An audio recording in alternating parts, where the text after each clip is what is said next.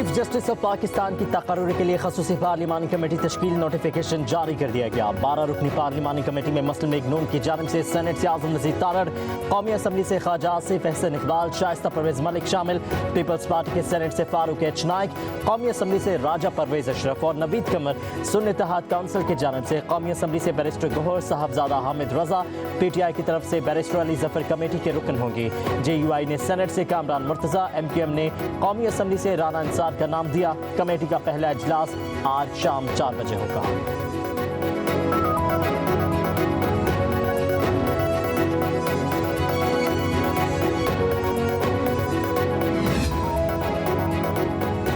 26वीं आईनी तरमीम के दौरान आदिल बाज़ई की कौमी असम्बली के इजलास में अदम शिरकत। सदर नून लीग नवाज शरीफ ने आदिल बाज़ई के खिलाफ रेफरेंस दायर कर दिया। स्पीकर कौमी असम्बली अयाज सादिक की जानिब से चीफ इलेक्शन कमिश्नर को खत अरसाल, आदिल बाज़ई को डी नोटिफाई करने और नशिस्त खाली करार देने की इस्तदा। आदिल बाज़ई के खिलाफ रेफरेंस समाअत के लिए मुकर्रर। इलेक्शन कमीशन 23 अक्टूबर को समाअत करेगा।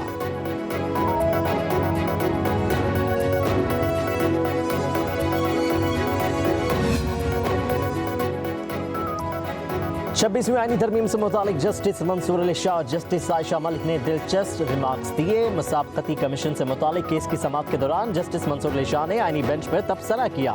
मुस्कुरा कर पूछा, ये केस अब आईनी बेंच में जाएगा या हम भी सुन सकते हैं? कहा, लगता है ये सवाल रोज उठेगा कि केस आम बेंच सुनेगा या आईनी बेंच सुनेगा। वकील फारूक नसीम ने कहा कि तमाम सियासी केस अब आईनी केस बन चुके हैं। जस्टिस आयशा मलिक मुस्कुराई, कहा, चले जी अब आप जाने और आपके आईनी बेंच जाने। कहा कि नई तरमीम पढ़ने आर्टिकल 199 वाला केस यहाँ नहीं सुन सकते। जस्टिस मंसूर अली शाह ने कहा, वैसे हमें खुद समझने में भी जरा वक्त लगेगा। सुप्रीम कोर्ट ने पाकिस्तान तहरीक इंसाफ के इंट्रा पार्टी इलेक्शन से मुतालिक नजरसानी की दरखास्त खारिज कर दी। चीफ जस्टिस काजी फायजीसा की सरबराही में 3 रुकनी बेंच ने समाअत की। PTI के वकील हामिद खान की लार्जर बेंच तश्कील देने की इस्तदा। बैरिस्टर अली जफर ने कहा कि आनी तरमीम हो चुकी है, इसलिए सुप्रीम कोर्ट अब ये केस ना सुने। चीफ जस्टिस ने रिमार्क्स दिए, तरामीम अभी नहीं देखी। सुप्रीम कोर्ट ने कहा कि 13 जनवरी के फैसले में कोई गलती साबित नहीं की जा सकी, लिहाजा नजरसानी दरखास्त खारिज की जाती है।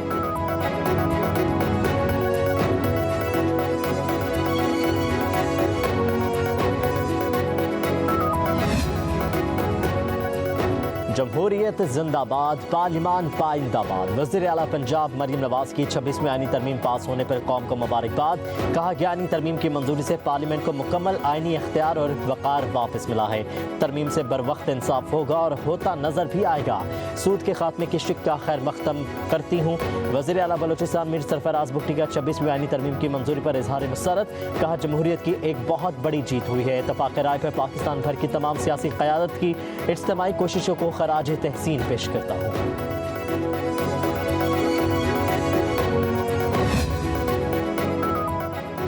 आज़ाद अदलिया को महकूम बना दिया गया है। आईनी तरमीम के लिए बानी PTI से मुलाकातों पर पाबंदी आयद की गई। वज़ीर आला खैबर पख्तूनख्वा यमीन गंडापुर का सूबाई असम्बली में खिताब। कहा, वफादारियाँ बदलने वालों को नहीं छोड़ेंगे। ज़मीर फरोशों की PTI में कोई जगह नहीं है। जिसे मजबूरी थी इसे इस्तीफ़ा दे देना चाहिए था। ऐसे लोग भी हैं जिन्होंने वोट तो नहीं दिया मगर बानी PTI की पीठ में छुरा जरूर घोंपा। वज़ीर आला KP ने कहा कि पता चल गया है कि कौन गद्दार था, कौन बुज़दिल और कौन नजरियाती था। गलत पॉलिसी से मुल्क नीचे जा रहा है। शहबाज शरीफ ने ऐलानात के बावजूद 1 रुपया फंड भी जारी नहीं किया।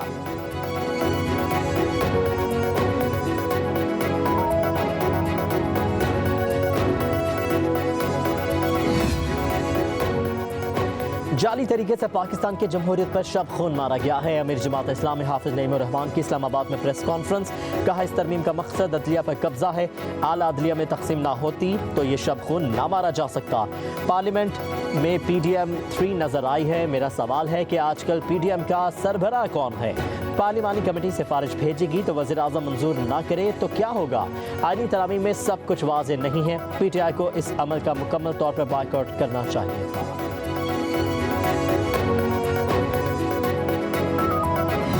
जो लोग इस बेबुनियाद प्रोपेगेंडा को तूल दे रहे हैं, मैं उनको चैलेंज करता हूं, कोई साबित कर दे कि मैं कौमी असेंबली तो क्या उसके करीब भी कहीं गुजरा हूं। मैं लाहौर अपने वालिद को मिलने गया क्योंकि उन्होंने तलब किया था मुझे। उनसे ही बात हुई तो उन्होंने मुझे कहा कि ज़ैन, किसी सूरत ये तरमीम जो है कामयाब नहीं होनी चाहिए और आप वापस रूपोशी में चले जाएं। मुझे दुख हुआ कि हम कहते हैं कि पीटीआई फैमिली है हम, लेकिन आज मुझे मेरी अपनी फैमिली ने मेरी कब्र में छुरा घूमा है। मुझ पर तनकीद करने वाले अपने गिरेबान में झांके। पीटीआई रहनुमा ज़ैन कुरैशी का वीडियो बयान सामने आ गया। कहा कि पीटीआई फैमिली को यकीन दिलाना चाहता हूं कि मैं इस तरमीम का हिस्सा नहीं बना, तहरीक इंसाफ के साथ खड़ा हूं। बोले KPK चला गया, वहां रूपोश था। वालिद से मुलाकात हुई थी, जब उनको तमाम सूरत हाल से आगाह किया तो उन्होंने कहा कि रूपोश हो जाए।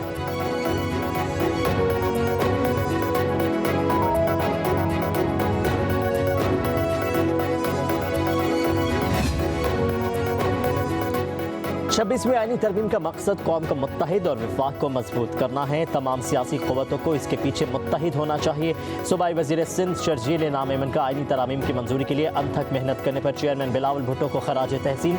कहा, अब भी वक्त है कि पीटीआई तकसीम की सियासत को एक तरफ रख कर आईनी तरामीम की हिमायत का ऐलान करे।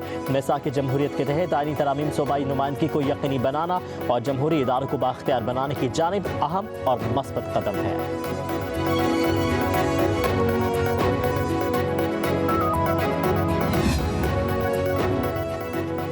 पीटीआई इख्तदार में आकर मतनाज़े गैर आइनी तरामीम का खात्मा करेगी। मशीर इत्तलात खैबर पख्तूनख्वा बैरिस्टर सैफ का ऐलान। कहा कि तरामीम को अगवाकारी, चादर चार दीवारी के तक़द्दुस की पामाली और माओ बहनों की इज्जत उछाल कर संगीन जराइम में लपेट कर पास किया गया। जाली हुकूमत ने अगवा गर्दी करके रात की तारीकी में सुप्रीम कोर्ट पर शब खून मारा। बैरिस्टर सैफ ने कहा कि जल्दबाजी में तरामीम का मकसद सुप्रीम कोर्ट के फैसले के तलाक से बचना है। मतनाज़े तरामीम के बाद पीटीआई की जिद्दोजहद मजीद तेज होगी। वकला बरादरी पीटीआई के साथ मिलकर मतनाज़े गैर आइनी तरामीम अपने अंजाम को पहुंचाएंगे।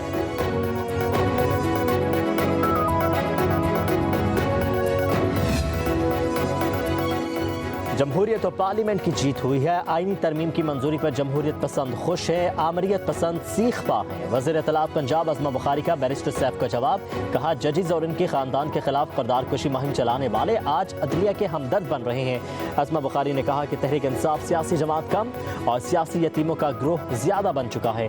पीटीआई ने अपनी गंदी सियासत के लिए पहले तलबा को इश्तियाल दिलाया, अब वकला से बाहर निकलने की अपीलें कर रही है।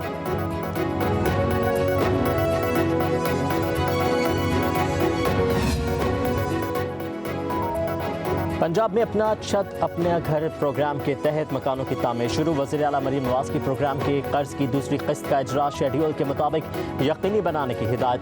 सूबाई वज़ीर बिलाल यासीन को फील्ड में मॉनिटरिंग का हुक्म। दरख्वास्त गुजारों की आसानी के लिए असिस्टेंट कमिश्नर्स को फोकल पर्सन मुकर्रर कर दिया गया।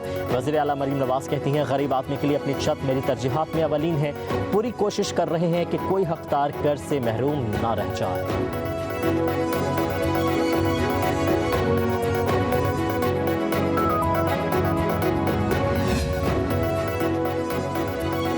पंजाब हुकूमत ने अडियाला जेल में कैदियों से मुलाकातों पर पाबंदी में मजीद तोसी कर दी। जरा के मुताबिक सिक्योरिटी खर्चात के बायस जेल मुलाकातों पर पाबंदी ताहुक्म सानी रहेगी।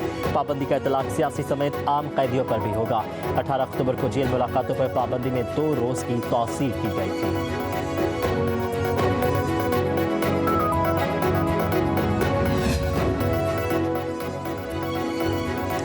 पंजाब हुकूमत ने डिप्टी कमिश्नर को दफ़ा 144 का निफाज का इख्तियार दे दिया। डिप्टी कमिश्नर अपने ज़िले में ज़रूरत के मुताबिक 30 रोज़ के लिए दफ़ा 144 लगा सकेंगे। सेक्रेटरी दाखिला पंजाब और काबीना के पास 90 रोज़ के लिए दफ़ा 144 के निफाज का इख्तियार होगा।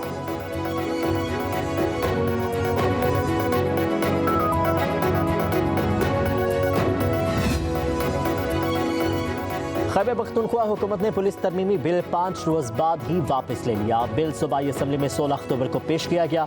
बिल के मुताबिक IG पुलिस अपनी मर्जी से DPOs की तैनाती नहीं कर सकते थे। वज़ीर आला की मर्जी से तैनाती और तबादलों के हवाले से अपने इख्तियारात IG को तफवीज़ कर सकते थे। ग्रेड 17 और 18 के अफसरान की तैनाती और तबादले का इख्तियार IG को दिया गया है। 18वें ग्रेड से ऊपर के पुलिस अफसरान की तैनाती और तबादलों का इख्तियार वज़ीर आला के पास था।